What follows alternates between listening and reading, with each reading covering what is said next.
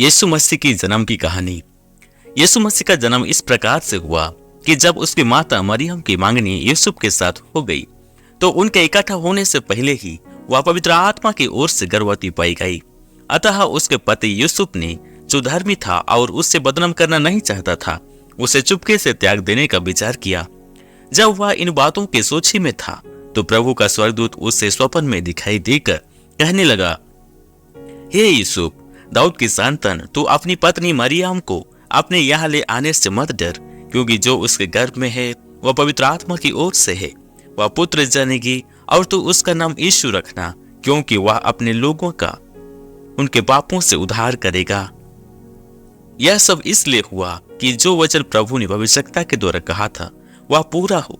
देखो, एक कुंवारी गर्भवती होगी और एक पुत्र जनेगी और उसका नाम इम्मानुएल रखा जाएगा, जिसका अर्थ है परमेश्वर हमारे साथ।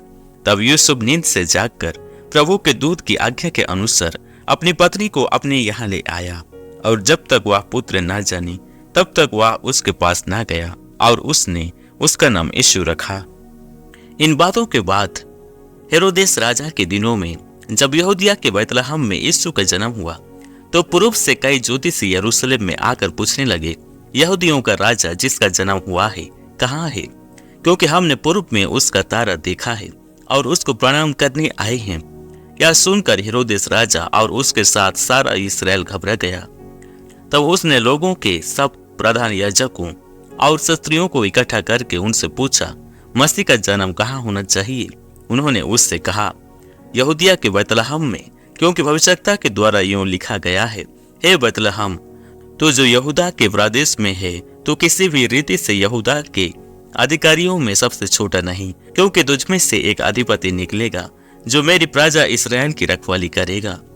तब हेरोदेस ने ज्योतिषियों को चुपके से बुलाकर उनसे पूछा कि तारा ठीक किस समय दिखाई दिया था, और उसने यह कहकर उन्हें बैतलहम भेजा, जाओ उस बालक के विषय में ठीक ठीक मालूम करो, और जब वह मिल जाए तो मुझे समाचार दो, ताकि मैं भी आकर उसको प्रणाम करूं।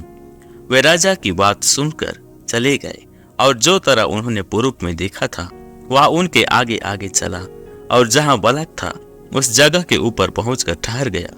उस तारे को देखकर वे अति आनंदित हुए। उन्होंने उस घर में पहुंचकर उस बालक को उसकी माता मरियम के साथ देखा, और मुंह के बल गिरकर बालक को प्रणाम किया, और अपना अपना थैला खोलकर उसको सोना और लोवन और गंधरस की भेंट चढ़ाई। तब स्वप्न में यह चेतावनी पाकर कि हेरोदेस के पास फिर न जाना, वे दूसरे मार्ग से अपने देश को चले गए। तो मेरे प्रिय, इस प्रकार से हमारे प्रभु यीशु मसीह का जन्म हुआ, जो हमें पापों से उद्धार करने के लिए इस धरती पर एक कुंवारी के गर्भ से होकर आए।